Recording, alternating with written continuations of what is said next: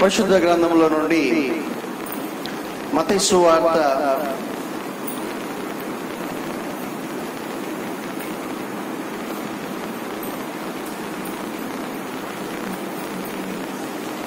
21వ అధ్యాయము 18 మరియు 19 వచనములు. దయచేసి ఎవరైనా చదివి వినిపించండి.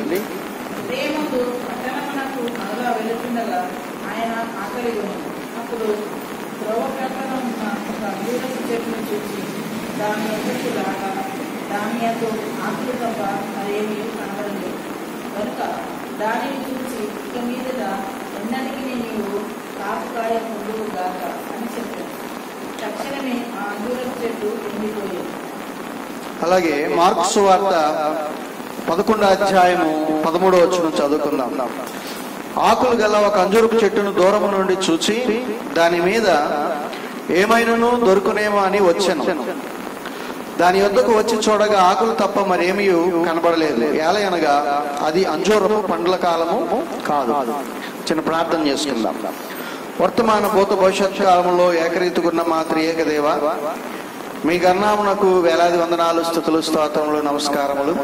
నీ యొక్క ఉచిత కృపను బట్టి, ప్రేమను బట్టి, నీ పిల్లమైన మమ్ములను నీ శిలువ శ్రమల ధ్యాన మండల కాలములో 2వ దినముగా ఏకీవింపజేసుకున్న తండ్రి మీకు స్తోత్రాలు. ఇప్పటి వరకు మీరు జరిగించుకున్న క్రమాలను బట్టి మీకు స్తోత్రం. ఈ సమయంలో నీ వాక్యం వివరించడం నిలబడి నన్ను మరుగుపరుచుకొని పరిశుద్ధాత్మతో నన్ను నింపుకొని నిబిడలకు కావాల్సిన వాక్య వర్తమానం మీరు అందించండి దేవా. వినగలుగు చెవి, గ్రహించుకోగల మనస్సు, భద్రపరచుకోగల వాక్యం ప్రతి ఒక్కరికి ప్రసాదించుమని, ఆటంకులను పరిహరింప చేయమని వాక్యమును బోధకుడైన యేసునామమున కొంచున్నాం తండ్రి, ఆమేన్. ప్రభునందు ప్రియమైనటువంటి ప్రియ దేవుని పిల్లలారా,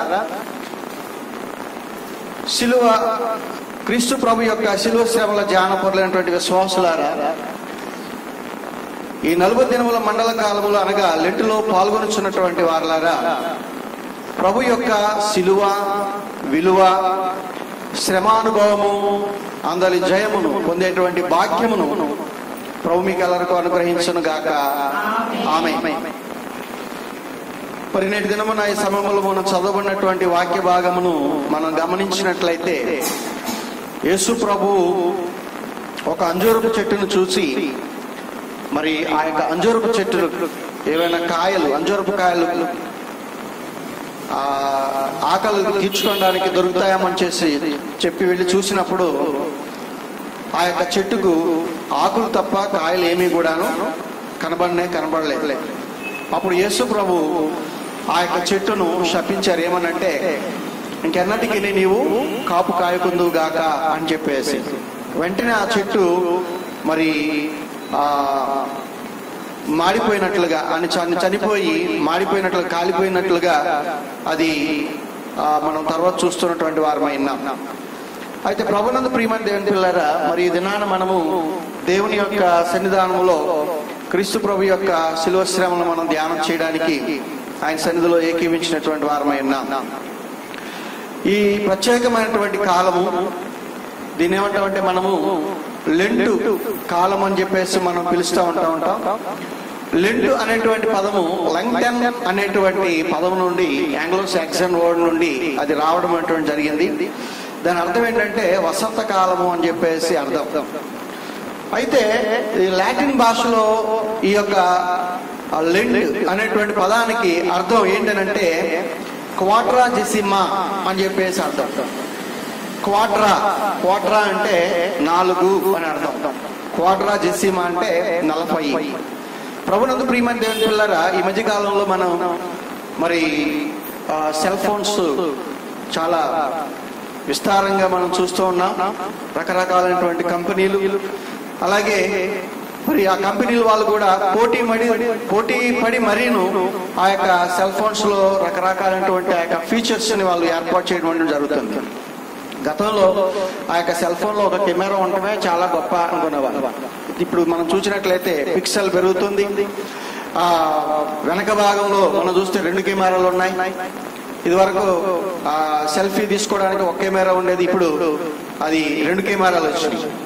మరి వెనక 2 ముందు 2 ఉంటే దీన్ని క్వాడ్ కెమెరా అని అంటూ ఉంటారు. అంటే 4 కెమెరాలు అని చెప్పేసి, అంటే మీకు అర్థం కావడానికి అని చెప్పేసి నేను మీకు ఆ యొక్క మాట చెప్తున్నాను. సో ఏంటంటే ఈ యొక్క లాటిన్ లో క్వాడ్రా డెసిమా, దీని అర్థం ఏంటంటే 40 రోజులు అని చెప్పేసి అర్థం. అయితే మరి క్రీస్తు ప్రభు యొక్క పునరుద్ధానం ముందు రోజు నుండి మనం ఇంకా ముందుకు వచ్చినట్లయితే మరి ఆదివారాలు తీసివేసి 40 దినాలని లెక్కించడం అనేటువంటిది జరుగుతుంది. ఈ యొక్క 40 రోజుల్లో మొట్టమొదటి రోజు బస్సు బుధవారం. నిన్న మనము ఆ యొక్క బస్సు బుధవార కార్యక్రమాన్ని మనం ఆచరించుకున్నటువంటి వారమై ఉన్నాం. దీన్నే మనం మరి తెలుగులో మనం మండల కాలం అని చెప్పేసి మనము పిలుస్తూ ఉంటాం. ఈ యొక్క లెంట్ కాలంలో జరిగేటువంటి కార్యక్రమం ఏంటి అని అంటే క్రీస్తు ప్రభు యొక్క శ్రమల, మరణ, పునరుద్ధానం గూర్చి ఎక్కువగా మనం ధ్యానం చేయడం అనేటువంటిది జరుగుతుంది. బైబిల్ గ్రంథంలో మనం గమనించినట్లయితే మరి మోషే గారు, అలాగే ఏలియా గారు, అలాగే యేసు ప్రభు 40 దినములు ఉపవాసములుండి ప్రార్థన దేవుని యొక్క సన్నిధిలో గడిపినట్లుగా మనము గుర్తించగలిగినటువంటి వారమైన. అయితే మరి వారి మాదిరిగా మనం చేయలేము. ఈ మధ్యకాలంలో చూస్తే చాలా మంది రకరకాలైనటువంటి విధంగా మాట్లాడుతూ ఉంటారు. బైబిల్లో ఎక్కడైనా కానీ 40 రోజులు చేయమని ఉన్నదా అనేటువంటివి, లేకపోతే కొంతమంది ఏమో చేయమని, కొంతమంది ఏమో చేయొద్దని, అలాగే మరి చేస్తే కనుక ఎలా చేయాలనేది అనేటువంటి వివాదాస్పదమైనటువంటి ఆ మాటలు మాట్లాడుతున్నటువంటి వారైనా. అయితే నేను ఆ యొక్క విషయాలు మీతో మాట్లాడడానికి కాదు, ఇప్పుడు దేవుని యొక్క వాక్యమును మనం ధ్యానం చేయడానికే ఈ యొక్క సమయాన్ని మనం వెచ్చిస్తున్నటువంటి వారమైన. దేవుని చిత్తమైతే మరి ఒకవేళ దాని గురించినటువంటి మీకు సందేహాలు ఉన్నట్లయితే దేవుని యొక్క వాక్యం ద్వారా మరి ఆ విషయాలు నేను మీకు తెలియజేయగలిగినటువంటి వాడినై ఉన్నా. ప్రభునందు ప్రియమైనటువంటి దేవుని పిల్లలారా, ఈ యొక్క లెంట్ అనేటువంటిది క్రీస్తు ప్రభు యొక్క శ్రమ చరిత్రను తలంచుకొని మనం దీవెనలు పొందడానికి ప్రత్యేకంగా ఏర్పాటు చేసుకున్నటువంటి నియామక కాలమే ఈ యొక్క లెంటు అనేటువంటి యొక్క కాలం. అయితే ఈ యొక్క లెంటు కాలంలో ఈ యొక్క ధ్యానాలని, లేకపోతే ఈ యొక్క ప్రార్థనల్ని, లేకపోతే ఈ యొక్క ఉపవాస ప్రార్థనల్ని ఏదో ఆచార వ్యవహారంగా, లేకపోతే వేషధారంతో కూడినటువంటి విధానాలతో మనం చేయడం కాదు. కానీ మన యొక్క ఆత్మీయమైనటువంటి అభివృద్ధి ఈ యొక్క లెంట్ కాలం లేకపోతే ఉపవాస ప్రార్థనలు అనేటువంటి తోడ్పడేటువంటి విధంగా మనం వీటిని వినియోగించుకోవాలి. అదే రీతిగా వాటిని మనము ఆచరించాల్సినటువంటి వారమై ఉన్నాం. అటువంటి ధన్యత ప్రభు మీకెల్లరకు అనుగ్రహించును గాక. ఆమేన్. సరే, ఈ యొక్క లెంట్లో ముఖ్యంగా కొన్ని ధ్యానాంశాలు మనం గమనించినట్లయితే మరి శ్రమలు మొట్టమొదటి అంశంగా మనం చూస్తాం. యేసు ప్రభు మరి పొందినటువంటి శ్రమలు ధ్యానం చేయడం అంటే జరుగుతుంది. యేసు ప్రభు ఆ యొక్క శిష్యులైనటువంటి వారిని పిలిచి లూకాసు వార్తలో 18వ అధ్యాయంలో మనం గమనించినట్లయితే 31వ వచనం నుండి 33వ వచనం వరకు శిష్యులైనటువంటి వారితో ఆయన పొందబోయేటువంటి శ్రమల గురించి చక్కటి వివరణ ఇవ్వడం అనేటువంటిది అక్కడ జరిగింది. అనగా ముందుగానే ప్రవచించడం అనేటువంటిది జరిగింది. అయితే యేసు ప్రభు గడిచిపోయినటువంటి కాలంలో వచ్చినటువంటి కలిగినటువంటి శ్రమలను ఆయన తలంచుకోవట్లేదు, కానీ ఇక ముందు కలగబోయేటువంటి శ్రమలను ఆయన మరి తలంచుకొని తన యొక్క శిష్యులైనటువంటి వారితో అక్కడ చెప్పినట్లుగా మనం చూస్తున్నటువంటి వారమైనా. సిలువ అనగా శ్రమ అని చెప్పేసి మనం చెప్పొచ్చు. అయితే మరి ఈ యొక్క సిలువ ద్వారానే సింహాసనం అనేటువంటిది లభిస్తుంది. అలాగే కొలిమి ద్వారానే కలిమనేటువంటిది కలుగుతుంది. అలాగే ప్రభు యొక్క మరణం ద్వారానే మనకి నిత్య జీవం అనేటువంటిది లభిస్తుంది అనేటువంటి విశ్వాసము మనము కలిగి ఉన్నట్లయితే గనక రేపు 2వ రాకడలో ఆయన వచ్చినప్పుడు ఆయన ఎదుర్కొని ఆయనతో పాటు ఆయన యొక్క రాజ్యములో మనము భాగస్వాములు కాగలిగినటువంటి వారమై ఉన్నాం. ఇక రెండవదిగా మనం గమనించినప్పుడు యేసు ప్రభు మీద మోపబడినటువంటి నేరాలను కూడా ఈ యొక్క 40 దినాల్లో మనము ధ్యానం చేయగలిగినటువంటి వారమై ఉన్నాం. ముఖ్యంగా యేసు ప్రభు మీద మోపబడినటువంటి నేరాల్లో 2 రకాలు ఉన్నాయి. అదేంటంటే, ఒకటి దేవదోషం నేరాలు ఉన్నాయి, అలాగే రెండవదిగా మనం చూస్తే రాజద్రోహ నేరాలు అనేటువంటివి కూడా ఉన్నాయి. ఈ దేవదోష నేరాల్లో మనం చూసినట్లయితే వాళ్ళు ఆయన మీద మోపినటువంటి నేరం ఏంటంటే, దేవాలయాన్ని మీరు పడగొట్టినట్లయితే నేను 3 దినాల్లో దాన్ని తిరిగి కడతాను అనేటువంటిది. అలాగే రెండవదిగా మనం గమనించినట్లయితే మరి వారిని మోపినటువంటి మరొక నేరం, యేసు ప్రభువే దేవుని యొక్క కుమారుడు అని చెప్పేసి ఆయన చెప్పుకుంటూ ఉన్నాడు అని చెప్పి. మూడవదిగా మనం చూస్తే మరి రాజద్రోహ నేరాల్లోకి వస్తుంది ఇది. అదేంటంటే, ఆ ప్రజలైనటువంటి వారందరినీ కూడాను ప్రేరేపించి తన వైపు తిప్పుకొని కొన్ని ఆచార వ్యవహారాలన్నింటినీ కూడాను జరగనివ్వకుండా వారు చేయనివ్వకుండా చేస్తున్నాడని చెప్పేసి ఒక రాజద్రోహ నేరంగా మరి ఆయన మీద మోపినటువంటి వారైనారు. నాలుగవదిగా మనం గమనించినట్లయితే మరి కైసరుకు పన్నియొద్దని చెప్పేసి యేసుప్రభు చెప్తున్నాడు అని చెప్పి మరొక నేరాన్ని యేసుప్రభు మీద వారు మోపారు. అలాగే ఐదవదిగా మనం గమనించినట్లయితే మరి తానే క్రీస్తునని చెప్పేసి అలాగే రాజునని చెప్పేసి తాను చెప్పుకుంటూ ఉన్నాడు అని వారు మోపినటువంటి నేరాలు మనం చూడగలిగినటువంటి వారమే. వీటన్నిటినీ కూడా మనం రాబోయే కాలంలో మనం ధ్యానం చేయగలిగినటువంటి వారమై ఉన్నాం. ఇంకా మనం చూస్తే మరి యేసు ప్రభు తిరిగినటువంటి 5 కోట్లు మనకి కనపడతా ఉంటాయి. ఒకటి ఏంటంటే అన్న అనేటువంటి అతని దగ్గర, అలాగే జోసఫ్, కయప, అలాగే సన్హెద్రిన్ సభ వారు దగ్గర జరిగినటువంటి ఆ యొక్క కోర్టు. అలాగే మూడవదిగా మనం చూస్తే పిలాతు దగ్గర యేసు ప్రభు మరి ఆ యొక్క అతని ఎదుట నిలబడడం, అలాగే హేరోదు దగ్గరికి వెళ్ళడం, అలాగే మళ్ళా చివరిగా మళ్ళా పిలాతు దగ్గరికి వచ్చి అతని ఎదుట నిలబడి ఆ యొక్క తీర్పు తీర్చబడ్డం అనేటువంటిది ఈ కోర్టుకు సంబంధించినటువంటి విషయాలు ఈ యొక్క శిలువ శ్రమ ధ్యాన కాలంలో మనం చూడగలిగినటువంటి వారమై ఉన్నాం. అంతేకాకుండా మరి పిలాతు యేసు ప్రభువుని అడిగినటువంటి కొన్ని ప్రశ్నలు కూడా మనం చూస్తూ ఉంటాం. ఏంటంటే, యూదుల రాజు నీవేనా అని చెప్పేసి, అలాగే మరి ప్రధాన యాజకులైనటువంటి వారు నిన్ను మాకు అప్పగించారు కదా, మరి ఆ యొక్క తనను తానుగా చెప్పుకుంటూ నేనేమన్నా యూదుని అనుకుంటున్నారా, లేకపోతే నీవు రాజువా, సత్యం అంటే ఏంటి అంటే అనేటువంటి ప్రశ్నలను కూడా మనము ఈ యొక్క శిలువ శ్రమల ధ్యాన కాలంలో మనం ధ్యానం చేసేటువంటి వారమైనా. మరి అలాంటి సమయంలో యేసు ప్రభు అడిగినటువంటి కొన్ని ప్రశ్నలు కూడా మనకు కనపడుతూ ఉంటాయి. ఏంటంటే, ఎవరిని మీరు వెతుకుతున్నారు, అది గెత్సెమనే తోటలో మనం చూస్తూ ఉంటాం. తర్వాత ఆయన సమాధానం చెప్పినప్పుడు ఆయన్ని పిడిగుద్దులతో గుద్దగా ఆయన అంటా ఉంటాడు, కాని మాటలు నేనేం చెప్పాను, ఆ మాటలు ఏంటో నాకు చెప్పండి అని చెప్పేసి అడుగుతా ఉంటాడు.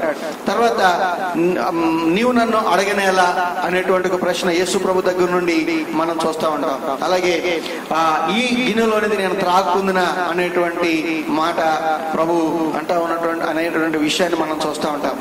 అలాగే మరి నీ అంతటి నీవే చెప్పుచున్నావా, లేకపోతే ఇతరులు నన్ను గురించి నీకు ఏమన్నా చెప్పారా అని చెప్పేసి పిలాతు దగ్గర మాట్లాడినటువంటి ఆ యొక్క లేదా ప్రశ్న మనం చూడగలిగినటువంటి వారమై ఉన్నాం. ప్రభునందు ప్రియమైన దేవుని పిల్లరా, ఈ యొక్క శిలువ శ్రమల ధ్యాన కాలంలో యేసు ప్రభు పొందినటువంటి గాయాలని కూడా మనము మరి ఈ యొక్క ధ్యానం చేయగలిగినటువంటి వారమై ఉన్నాం.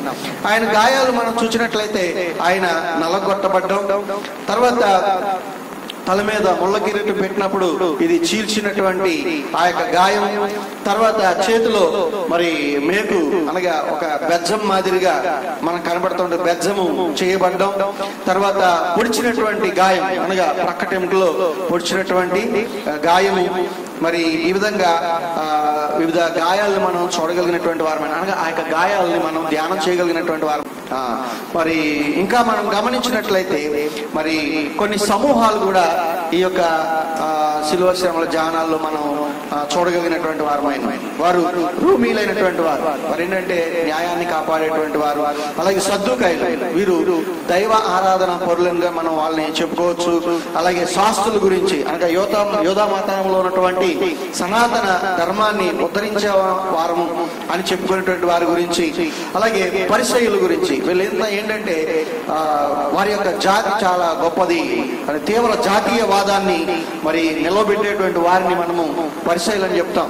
ఆ తర్వాత హేరోదీయులు అనగా మరి వీరంతా కూడా రోమా పరిపాలన సుస్థిరం చేయాలనుకున్నటువంటి వారు. వీరి గురించి కూడా మనము ఈ యొక్క కాలంలో మనము ధ్యానం చేసేటువంటి వారమై ఉన్నాం. అలాగే జీలట్లు అనేటువంటి వారు ఉన్నారు. వీరంతా ఏంటంటే రోమా ప్రభుత్వానికి వ్యతిరేకంగా ఉండేటువంటి, ఒక విధంగా చెప్పాలంటే ఉగ్రవాదులు అని చెప్పేసి మనం చెప్పుకోవచ్చు. వాళ్ళు బరబ్బా అనేటువంటి వ్యక్తిని మనం చూడొచ్చు. మరి బరబ్బాకి మంచి అనుగుడుగా ఇస్కరియోతు యోధ అంటే అంతకు ముందు ఉండేవాడు. తర్వాత యేసుప్రభు దగ్గరికి శిష్యుడిగా ఆయన చేరినటువంటి విషయం, ఇవన్నీ కూడా మనము చూస్తున్నటువంటి వారమై ఉన్నాం. ఇంకా మనం గమనించినట్లయితే యేసు ప్రభు ఎడల యూదా జనాంగం ఉన్నటువంటి కోపం, అలాగే రాను వారి యొక్క కోపం, పిశాచి యొక్క కోపం, ఇవన్నీ కూడా మనం చూడగలిగినటువంటి వారమై ఉన్నాం. ఇది ఈ యొక్క 40 దినములు శిలువ శ్రమను మనం ధ్యానం చేసేటువంటి కాలంలో. ఇంకా మనం గమనించినట్లయితే ఆ యొక్క శిలువ వేయబడినప్పుడు యేసు ప్రభు దగ్గర కొన్ని గుంపులు మనకు కనబడతా ఉంటాయి. ఏంటంటే యేసు ప్రభు యొక్క శిష్యుల గుంపు, అలాగే దొంగల గుంపు అని, తర్వాత సామాన్యమైనటువంటి ప్రజల యొక్క గుంపని, అధికారుల గుంపని, రాను వారు అనగా పోలీసులు అంటాం చూసారా, వారి యొక్క గుంపు, పరిసయ్యుల గుంపు, అలాగే స్త్రీల గుంపు, యూదులు శాస్త్రులు ఉన్నటువంటి గుంపు అనే కొన్ని గుంపులను కూడా మనము ఈ యొక్క కాలంలో మనం ధ్యానం చేయగలిగినటువంటి వారమైనా. అంతేకాకుండా మరి క్రీస్తు ప్రభు శిలువ మీద వేలాడుతూ పలికినటువంటి 7 మాటలను కూడా మనము ఈ యొక్క కాలంలో మనం ధ్యానం చేసేటువంటి వారమైనా. ముఖ్యంగా మొట్టమొదటిగా ఆయన చేసినటువంటి విజ్ఞాపన, అలాగే రెండవదిగా మనం చూస్తే విమోచన పరమైనటువంటి మాట, అలాగే విధేయతతో కూడినటువంటి మాట, అలాగే వియోగము పొందినటువంటి మాట, విపత్తును అనుభవించినటువంటి మాట, అలాగే విజయము సాధించినటువంటి మాట, చివరిగా విశ్రాంతి అనేటువంటి 7 మాటలు మనము ఈ యొక్క కాలంలో ధ్యానం చేసేటువంటి వారమై ఉన్నాం. ప్రభునందు ప్రియమైన దేవుని పిల్లరా, మరి ఈ కాలంలో కొన్ని అద్భుతాలు కూడా జరగడాన్ని మనం ధ్యానం చేయగలం. ఏంటంటే మొట్టమొదటిగా మనం చూసినప్పుడు సూర్యుడు అదృశ్యుడు అవడం, తర్వాత చీకటి కమ్మడం, తెర చినిగిపోవడం, భూమి వణికిపోవడం, అలాగే మరి బండలు బ్రద్దలవడం, సమాధులు తెరవబడడం, సమాధులు ఉన్నటువంటి వారు లేచి మరి ఆ యొక్క పట్టణాల్లో ప్రవేశించి కొందరికి కనబడడం అనేటువంటి ఆ యొక్క కొన్ని అద్భుతాలను కూడా మనము ఈ యొక్క ధ్యాన కాలంలో మనం ధ్యానించగలిగినటువంటి వారమై ఉన్నాం. అయితే ప్రభునందు ప్రియమైనటువంటి దేవుని పిల్లరా, ఇక్కడ ఇదంతా కూడా క్రీస్తు ప్రభు యొక్క శ్రమ చరిత్ర, అలాగే ఆయన యొక్క చరిత్రగా మనం చూస్తూ ఉన్నటువంటి వారమై ఉన్నాం.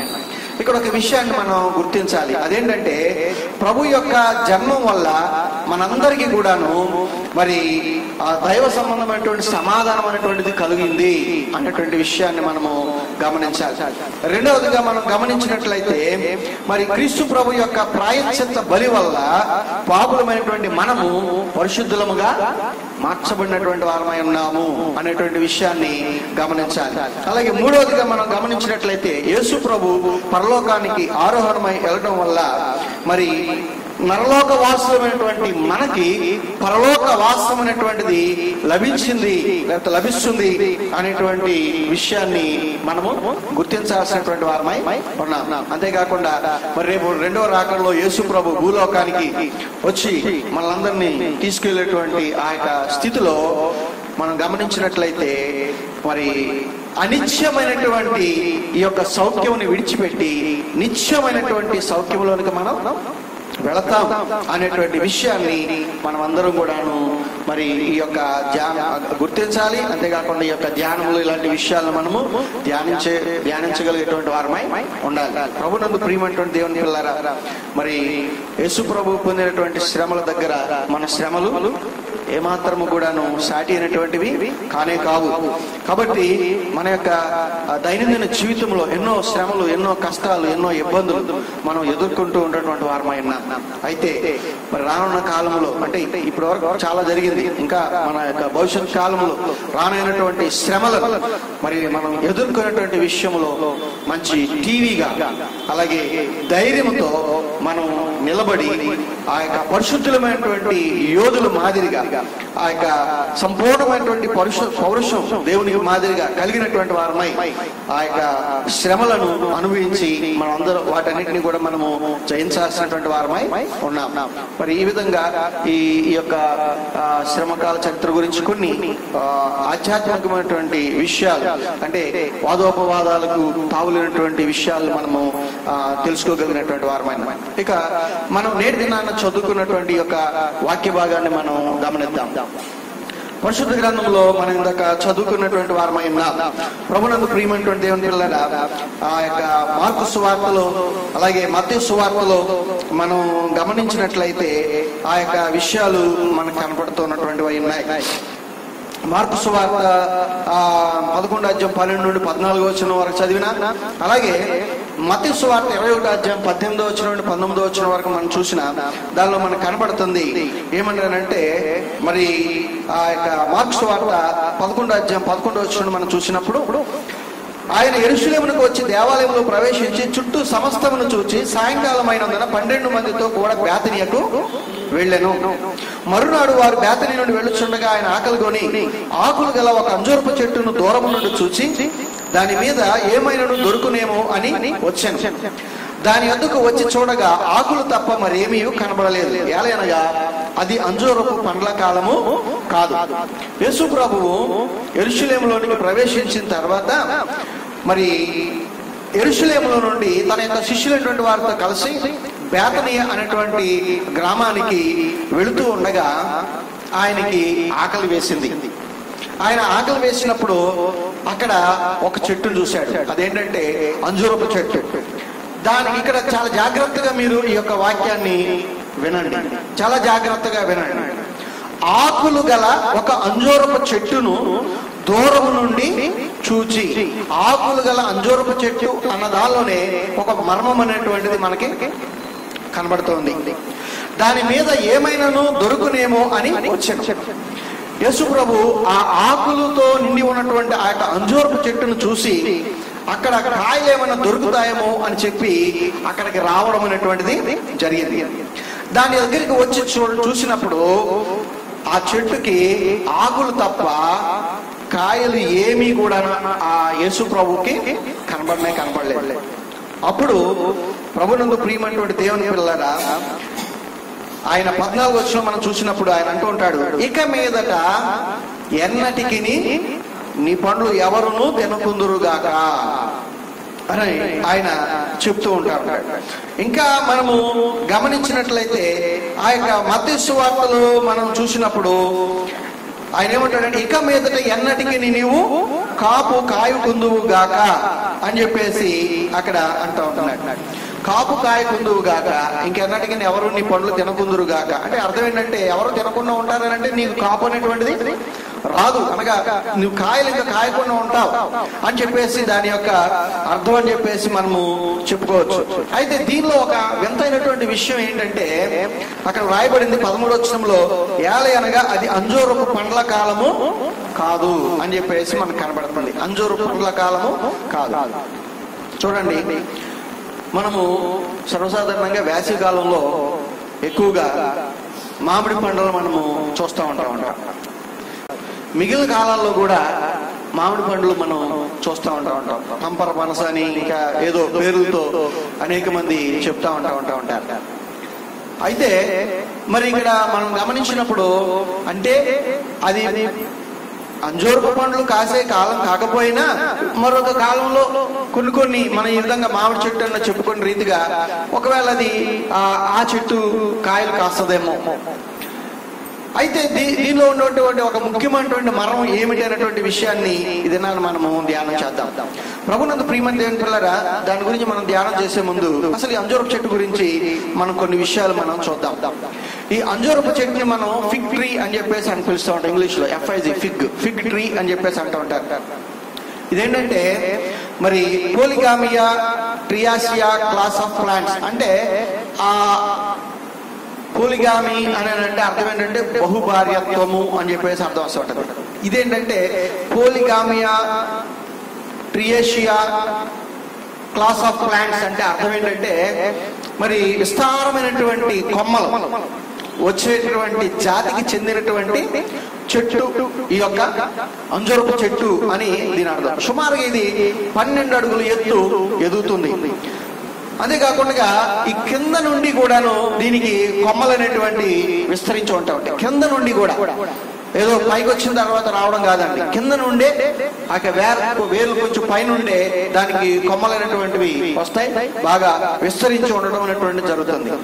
దీని ఆకులు ముదురు పచ్చ రంగులో ఉంటాయి, బాగా పచ్చ రంగులో ఇవి ఉంటాయి అన్నమాట. సుమారుగా ఈ ఆకు ఒక జానడు వెడల్పు ఉంటుందండి. జానడు, స్పాన్ అని పిలుస్తూ ఉంటాం. అంటే జానడు అంటే మనం ఈ యొక్క వేలు, ఈ బొటన వేలు దగ్గర నుండి ఈ యొక్క చిటికిని వేలు వరకు ఉండేటువంటి ఈ యొక్క మధ్యలో ఉండేటువంటి ఆ స్థలాన్ని, ఆ దూరాన్ని ఏమంటారు అని అంటే మరి జాన్ అని పిలుస్తూ ఉంటాం, స్పాన్ అని మనం పిలుస్తూ ఉంటాం. అంత వెడల్పు ఈ యొక్క అంజూరపు ఆకు అనేటువంటిది ఉంటుంది. అంతేకాకుండా మరి చక్కగా పొడవుగా అలాగే మెత్తగా ఈ యొక్క ఆకు అనేటువంటిది ఉంటుంది. ఇక మనం ఈ కొమ్మలను మనం గమనించినట్లయితే సుమారుగా ఇలాగా గుబురుగా ఉంటుంది. అయితే 3 నుండి 5 విభాగాలుగా ఈ యొక్క చెట్టు కొమ్మలు అనేటువంటివి విభజించబడి ఉంటాయి అన్నమాట. దీనివి అంజూరపు చెట్టు. మీరు ఎప్పుడైనా మానవ మెదడు బొమ్మ చూసారా? మీరు మానవ మెదడు బొమ్మ, దానిలో ఎన్ని భాగాలు ఉంటాయి? మరి బాటనీ అలాగే జువాలజీ మేడం గారు మనకున్నారు, 4 భాగాలు ఉంటాయి. చూడండి, 4 భాగాలు కూడాను ఒకే సైజులో ఇవి ఉండవు, అవునా కదా? అవి వేరు వేరు పరిమాణంలో ఉంటాయి. అలాగే ఈ యొక్క ఈ అంజూరప చెట్టుకి సంబంధించినటువంటివి కూడా ఈ కొమ్మలు ఆకులతో ఉండేవి అన్ని కూడా ఎలా ఉంటాయంటే సుమారుగా ఒక 5 భాగాలుగా, ఓ పక్కన గుబురుగా, ఓ పక్కన తక్కువ గుబురుగా, ఓ పక్కన బాగా ఎక్కువగా, అట్లా మనకి ఆ యొక్క అంజూరపు చెట్టు అనేటువంటిది కనపడతా ఉంటుంది. అయితే మరి అవన్నీ కూడా ఒక క్రమమైన పద్ధతిలో ఉండవండి. అంటే చక్కగా పొందికగా ఉండవు, అంత ఇర్రెగ్యులర్ గా మనకి కనపడతా ఉంటది అనమాట. అయితే ప్రభునందు ప్రియమైనటువంటి దేవుని పిల్లగా ఈ యొక్క అంజూరపు చెట్టుకి కాసేటువంటి కాయలు వాటికి ఉండేటువంటి ఆ యొక్క కొమ్మల నుండి అవి రావడం జరుగుతుంది. అవి చాలా ఆ యొక్క మంచి గట్టిగా ఉండేటువంటి స్టెమ్స్ అనమాట. అవి వాటికి ఈ యొక్క కాయలు అనేటువంటివి కాస్తా ఉంటాయి. మరి ఇవి సర్వసాధారణంగా పచ్చగానే ముందుకు కనపడతా ఉంటాయి. ఆ తర్వాత అవి పండే సమయానికి వచ్చేటప్పటికి ఏమవుతాయంటే దాని రంగు మారుతూ ఉంటుంది. దగ్గర లేదంటే ఓదా రంగు కలర్ లోనికి అది మారుతూ ఉంటుంది అనమాట. అంటే మనం పర్పుల్ కలర్ అని చెప్పేసి మనం చెప్తా ఉంటాం. అయితే ప్రభునందు ప్రియమైనటువంటి దేవుని పిల్లలారా, ఈ యొక్క కాయలు మనం గమనించినట్లయితే చక్కగా మృదువుగా కనబడతా ఉంటది కాయ. అలాగే రుచి చూసినప్పుడు తీయగా ఉంటది. అంటే మరీ అంత స్వీట్ ఉండదు కానీ తీయగా ఉంటది. అలాగే మంచి సువాసన కూడాను ఆ కాయలో నుండి వస్తూ ఉంటది. ఇక లోపల భాగంలో మనం గమనించినట్లయితే అనేకమైనటువంటి గింజలు కలిగి గుజ్జు మాదిరిగా ఉంటది అనమాట. ఏది? అంజూరపు కాయ అనేటువంటిది. మనకు కూడా ఈ మధ్యకాలంలో బెంగళూరు నుండి అలాగే హైదరాబాద్ లో పంట కూడా పండించడం అనేటువంటి జరుగుతూ ఉంటుంది. అవి కూడా మనకి దొరుకుతున్నాయి. సుమారుగా కేజీ వచ్చి 80 రూపాయల నుండి 150 రూపాయలు విలువతో అవి మనకి దొరుకుతూ ఉంటాయి అన్నమాట. లోపల చాలా చిన్న గింజలు ఉంటాయి అన్నమాట. చూడండి, మీరు గమనించినట్లయితే మేడి పండు ఎప్పుడైనా మీరు చూసారో లేదు, అది ఎర్రగా ఉంటది. లోపల చాలా గింజలు అనేటువంటి ఉంటాయి అన్నమాట. చాలా గింజలు ఉంటాయి. సేమ్ అలాగే దాన్ని మనం చెప్పుకోవచ్చు. కానీ దానికి చాలా వ్యత్యాసమైనటువంటిది ఉంటది అన్నమాట. ఇది అంజూరపు కాయ. అయితే ప్రభునందు ప్రియమైనటువంటి దేవుని బిడ్డలారా, ఇక్కడ మనము ఒక విషయాన్ని గమనించాలి. అదేంటంటే యేసు ప్రభు ఆ యొక్క చెట్టు దగ్గరకు వచ్చారు. దేన్ని చూసి వచ్చారు? చెట్టును చూసి రాలా, చెట్టు యొక్క ఆకులు చూసి వచ్చారు. ఎందుకంటే విస్తారమైనటువంటి ఆకులు ఆ యొక్క చెట్టుకి ఉన్నాయి. అన్ని ఆకులు చూసి ఎందుకు వచ్చాడు ఆయన? మనం అక్కడ గమనించినప్పుడు అది అంజూరపు పండ్ల కాలము కాదు అని చెప్పేసి మనకు కనబడుతూ ఉంటుంది. ప్రభునందు ప్రియమైన దేవుని పిల్లరా, దీన్ని బట్టి ఇక్కడ ఒక విషయాన్ని మనం అర్థం చేసుకోవాలి. అదేంటంటే చెట్టుకి కాయలు వచ్చిన తర్వాత ఈ చెట్టు యొక్క ఆకులు అనేటువంటి ఏమవుతాయంటే ఇంకా విస్తారంగా పెరుగుతూ ఉంటాం. రెండోది ఏంటంటే ఈ అంజూరపు కాయలు ఎప్పుడైతే పరిపక్వానికి వస్తాయో అప్పుడు ఈ ఆకులు ఏం చేస్తాయి అని అంటే ఆ అంజూరపు కాయల్ని కప్పుతాయి. అనగా అవి రక్షణ కవచం లాగా ఉంటాయి. ఎందుకంటే సూర్యరశ్మి అనేటువంటిది వాటికి ఎక్కువగా తగలకుండా, ఎందుకంటే అది తగిలితే ఆ కాయలు తట్టుకోలేదు. కారణం అంటే మీకు ఇందాక చెప్పాను, అవి చాలా మృదువుగా ఉంటాయని, తర్వాత లోపల ఏముంటుంది, గుజ్జు మాదిరిగా ఉంటుందని చెప్పేసి నేను మీకు తెలియజేశాను. ఈ ఎండ కనుక ఎక్కువగా ఉన్నదనుకోండి ఏమవుతుంది అని అంటే ఈ గుజ్జు అంతా కూడా ఏమైపోతుంది, పోవడానికి అవకాశం ఉంటుంది అనమాట. అందుకని ఆ యొక్క సృష్టిలో, దేవుడు సృష్టించిన సృష్టిలో ఆ యొక్క విధానం మనకు కనపడుతూ ఉంటుంది. అంటే చెట్టు ఆకులు బాగా గుబురుగా ఉన్నాయనంటే దాని అర్థం దాని లోపల ఏమున్నట్లు లెక్క, కాయలు అనేటువంటి ఉన్నట్లు లెక్క. కాబట్టి ఇక్కడ అంజూరపు కాలం కాదు కదా, ఎందుకు అసలు దేవుడు ఆ విధంగా దాని దగ్గరికి వెళ్ళాడు కాయల గురించి అని అంటే, ప్రభునందు ప్రియమైన దేవుని పిల్లరా, మానవుని యొక్క లేకపోతే విశ్వాసి యొక్క జీవితానికి ఇది సాదృశ్యంగా మనకి ఇక్కడ ఇది కనపడతా ఉంటుంటుంది. ఎందుకని అంటే మరి ప్రభునందు ప్రియమైన దేవుని పిల్లరా, ఈయన అక్కడికి వెళ్ళి చూశాడు. ఎందుకని అంటే కాయలు ఉన్నాయేమో కారణం ఏంటంటే ఆ చెట్టు అన్ని ఆకులు కలిగి ఉండడం చేత మీరు అర్థం చేసుకుని ఉంటారని నేను చెప్పేసి నేను నమ్ముతున్నాను. ఎందుకనంటే అన్ని ఆకులు ఉన్నాయంటే దాని లోపల ఏమున్నట్లు లెక్క, కాయలు అనేటువంటి ఉన్నట్లు లెక్క.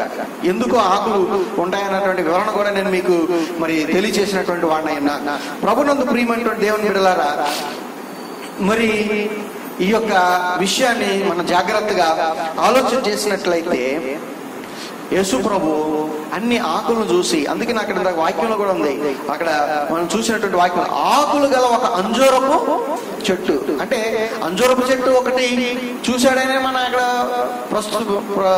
రాయొచ్చు, కానీ ఏమని రాశాడనంటే ఆకులు గల ఒక అంజూరపు చెట్టు అని చెప్పేసి అని అన్నాడు ఆయన. అంటే ఆ ఆకులు కలిగినటువంటి అంజూరపు చెట్టు చూసిన వెంటనే ఆయనకు అర్థమైంది దాని లోపల కాయలు ఉండుంటాయి, కాబట్టి ఆకలి తీర్చుకోవచ్చు కదా అని చెప్పేసి ఆ చెట్టు దగ్గరికి ఆయన వచ్చాడు. తీరా అక్కడికి వచ్చి చూసినప్పుడు ఆ చెట్టుకి ఆకులు తప్ప కాయలు అనేటువంటివి లేవు.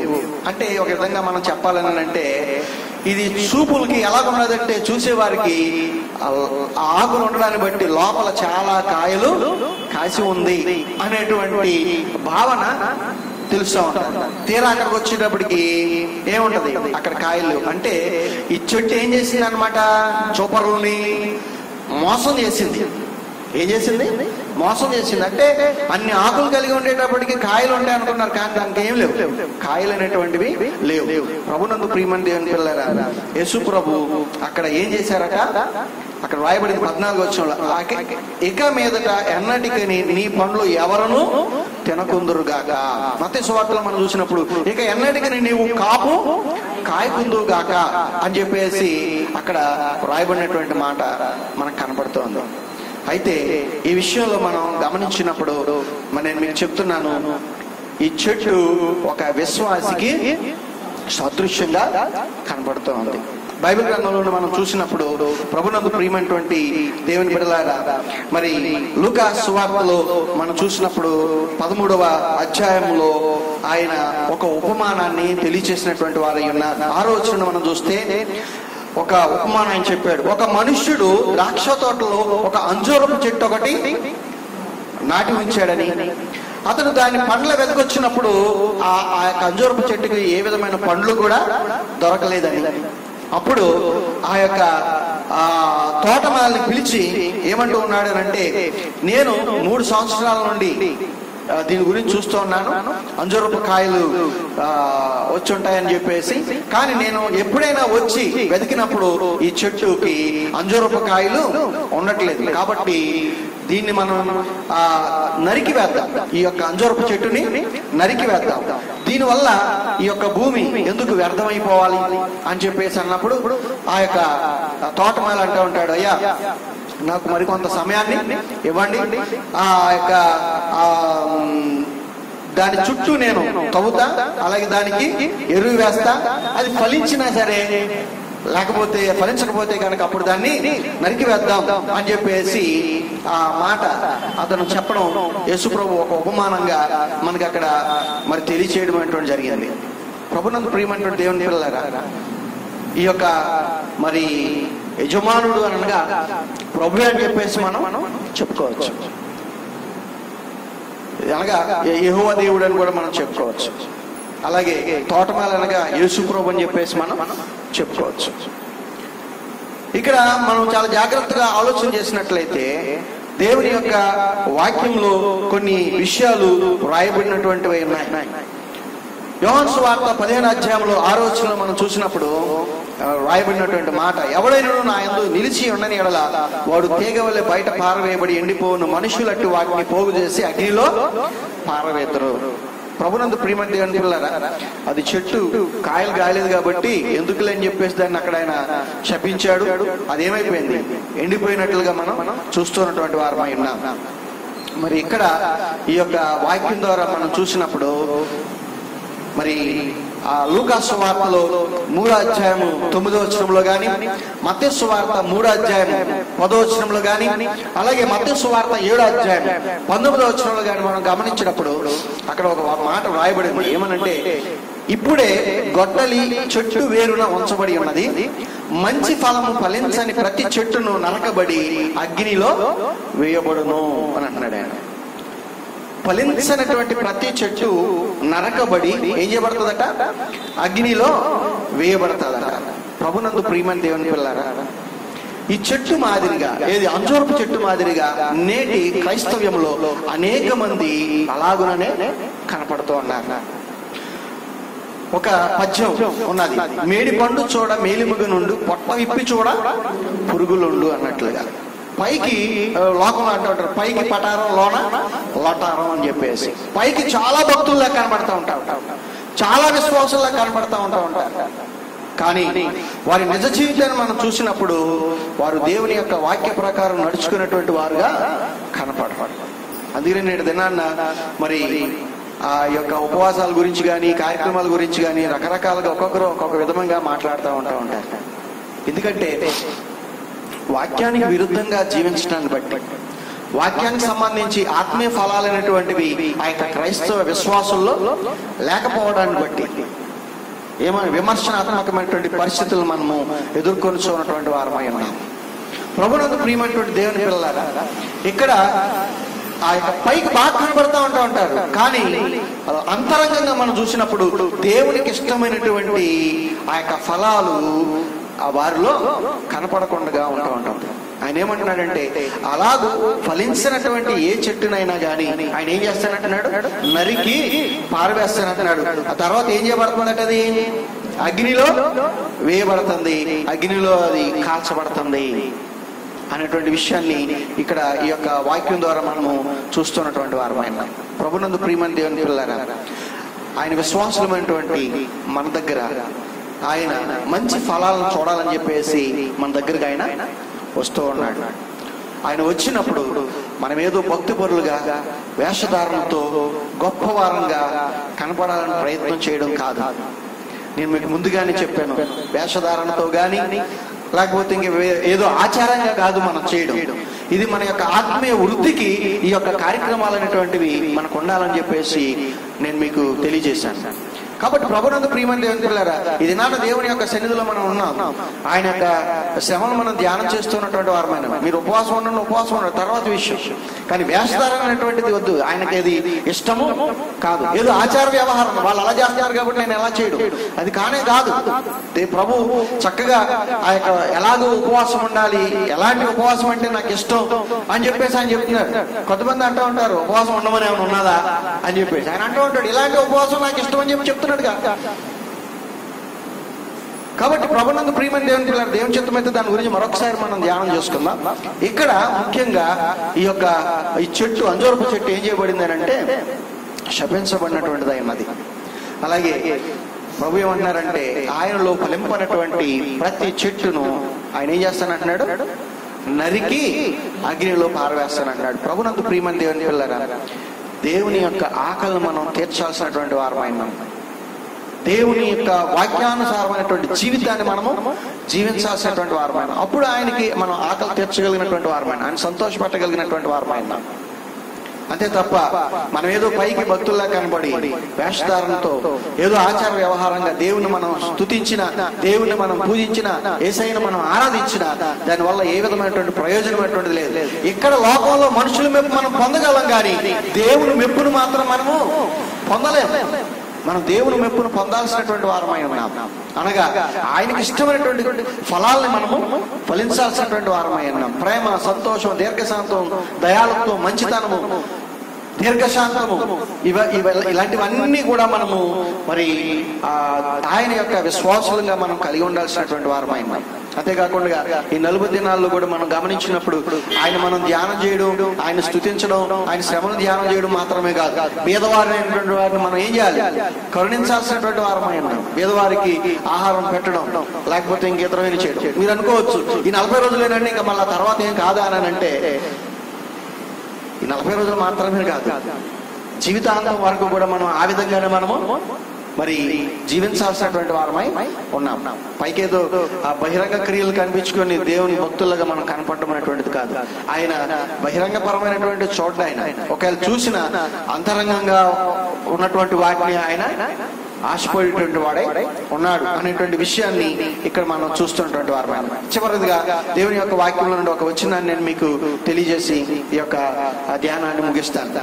యోహాను సువార్త 15వ అధ్యాయంలో 16వ వచనంలో మనము గమనించినట్లయితే, మీరు నన్ను ఏర్పరచుకొనలేదు, మీరు నా పేరట తండ్రిని ఏం అడుగుదరో అది ఆయన మీకు అనుగ్రహించినట్లు మీరు వెళ్ళి ఫలించుటకును మీ ఫలము నిలిచిండుటకును నేను మిమ్మును ఏర్పరచుకొని నియమించితిని అని చెప్పేసి ఆయన చెప్తున్నాడు. మనం ఆయన్ని ఏర్పరచుకోలేదు, కానీ ఆయన పేర తండ్రి అనేటువంటి దేవుని మనం ఏం అడిగినా సరే అది మనకు అనుగ్రహించబడినట్లుగా మనల్ని ఆయన ఏం చేశాడండి? ఫలించుటకు గాను, అలాగే మన యొక్క ఫలము నిలిచియుటకు గాను ఆయన మనల్ని ఏర్పరచుకున్నటువంటి వాడై ఉన్నాడు. అంటే మనం ఫలించాలని మనల్ని ఏర్పాటు చేసుకున్నాడు. మనం ఫలించేటువంటి వారముగా ఉండాలని మనల్ని ఆయన ఎన్నుకున్నటువంటి వాడై ఉన్నాడు. అంతే తప్ప ఫలింపనటువంటి చెట్టు మాదిరిగా ఉండాలని నిన్ను నన్ను మనల్ని ఆయన ఏర్పాటు చేసుకోలేదు. ఫలించినట్లుగా, అలాగే ఆ యొక్క ఫలములు నిలిచి ఉన్నట్లుగా మనల్ని ఆయన నియమించుకున్న వారై ఉన్నారు, లేదా ఏర్పాటు చేసుకున్నటువంటి వారై ఉన్నారు. కాబట్టి ఈ విషయాన్ని మనం అందరం కూడా గుర్తించి శపింపడినటువంటి అంజూరు చెట్టు మాదిరిగా ఉండడానికి కాదు, ఫలించేటువంటి చెట్టు మాదిరిగా ఉండాలి. అది కూడా ఎవరిలోనంటే ఇందాక మనం చూసారా ఏమనంటే యోహాను సువార్త 15వ వచనంలో, ఎవడైనా నా యందు నిలిచి ఉండనలా అంటే మనం ఎప్పుడు ఫలించగలము? దేవుని యందు నిలిచి ఉన్నప్పుడు మాత్రమే మనం ఫలించగలము. దేవుని యందు నిలిచి ఉండకపోతే మనము ఫలించము. కాబట్టి మనం ముసుగులు మనం ఏం చేయాలి? తీసివేయాలి. చక్కగా దేవుని యొక్క సన్నిధిలో మనము, సహవాసంలో మనము వేషధారణ, ఆచారం అనేటువంటి దాన్ని తీసివేసుకొని పూర్ణ హృదయంతో, పూర్ణ ఆత్మతో, పూర్ణ మనస్సుతో ఆయన మనము ఆరాధించాలి, ఆయన మనము ధ్యానించాలి. ఆయనలో నిలిచి ఉండి ఆయన ఏర్పాటు చేసుకుని ఉన్నారు గనక ఫలములు మనము ఫలించాలి. ఆ ఫలాలు మనలో నిలిచి ఉండేటట్టుగా మనము జాగ్రత్త పడాలి. అట్టి గొప్ప ధన్యతను ప్రభు మనందరికీ అనుగ్రహించును గాక. ఆమేన్. ప్రార్థన చేసుకుందాం. మా తండ్రి, మీకు అనేక వందనాలు, స్తోత్రాలు, నమస్కారములు. ఈ సమయంలో వెత్తబడిన వాక్యం సాతనెత్తుకొని పోకుండా ప్రతి బిడ్డ హృదయంలో భద్రపరచు, నిరుద్ధులుగా ఫలింపచేయమని నాయనా, మరి నీవు మా దగ్గర మరి నీకు ఆకలి తీర్చేటువంటి ఫలాలు, మరి ప్రేమ, సంతోష, దీర్ఘశాంతం, దయాళుత్వం, మంచితనము, ఈ విధమైనటువంటి ఫలాలు 9 ఫలాలు ఓ మా ప్రభువా మేము ఫలించేటటువంటి వారముగా మమ్మల్ని తీర్చిదిద్దండి. ఆయన మమ్మల్ని మీరు ఫలించడానికే, ఆ యొక్క ఫలములో నిలిచి ఉండడానికి మమ్మల్ని ఏర్పాటు చేసుకున్నటువంటి వారైనారు గనుక నాయన నీలో మేము నిలిచి ఉండి అటు ఫలములను మేము ఫలించి నాయన ఈ యొక్క అగ్ని గుండంలో పారవేయబడకుండా నీ రాజ్య వారసులను కాగల స్థితిని మాకు దయచేయమడుచున్నాము నాయన. ఈ యొక్క మిగిలినటువంటి అన్ని దినాలు కూడా మా తండ్రి నీలో ఫలించేటువంటి వారముగా నిన్ను ధ్యానం చేయగలిగే స్థితిని మాకు దయచేయమని, ఈ కేవలం 40 దినములు మాత్రమే కాదు తండ్రి, మా యొక్క తుది శ్వాస వరకు కూడా ఇటు రీతిగా మేము ఫలించి అయినా నీ రాజ్య వారసులు కాగల భాగ్యం మాకు ప్రసాదించుమని, దీని ప్రార్థన ఆలకించుమని యేసు నామమున మిక్కిలి వేడుకొనుచున్నాం పరమ తండ్రి. ఆమేన్.